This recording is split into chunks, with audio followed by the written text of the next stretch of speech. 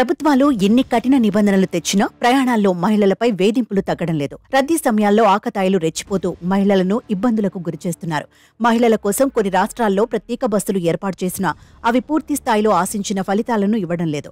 సరిపడా బస్సులు లేకపోవడంతో మళ్లీ సాధారణ బస్సుల్లోనే ప్రయాణించాల్సిన పరిస్థితి. దీంతో పలు సందర్భాల్లో ఆకతాయిల నుంచి ఆడవారు ఇబ్బందులు ఎదుర్కోవాల్సి వస్తుంది. ఇక మెట్రోల్లోనూ విపరీతంగా ప్రయాణికులు పెరిగిపోతుండటంతో అక్కడ కూడా మహిళలకు ఇబ్బందులు ఎదురవుతున్నాయి.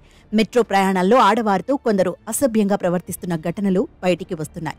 దీంతో బెంగళూరు మెట్రో అలాంటి వారి పట్ల కొరడా చులిపించడానికి సిద్ధమైంది.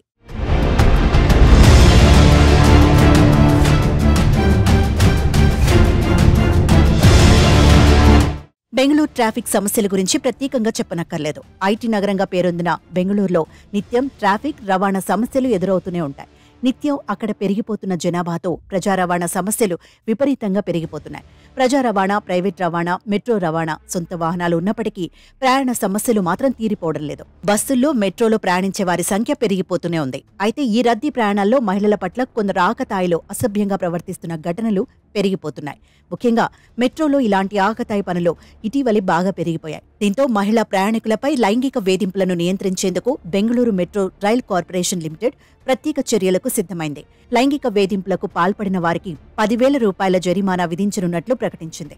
గతంలో 500 రూపాయలున్న జరిమానా మొత్తాన్ని ఏకంగా 10,000కు పెంచారు. ఇటీవలి ఓ మహిళ పట్ల ఓ వ్యక్తి అనుచితంగా ప్రవర్తించిన అంశం వెలుగులోకి వచ్చింది. దీంతో మెట్రో రైల్ స్టేషన్లలో అనుచితంగా ప్రవర్తించే వారికి తగిన గుణపాఠం చెప్పాలని ఈ నిర్ణయం తీసుకున్నారు. ఈ నిర్ణయం పట్ల సోషల్ మీడియాలో అభినందనలు వెల్లువెత్తుతున్నాయి. హైదరాబాద్ లాంటి నగరాల్లోనూ ఇలాంటి కఠిన రూల్స్ తీసుకురావాలని నెటిజన్లు కోరుతున్నారు.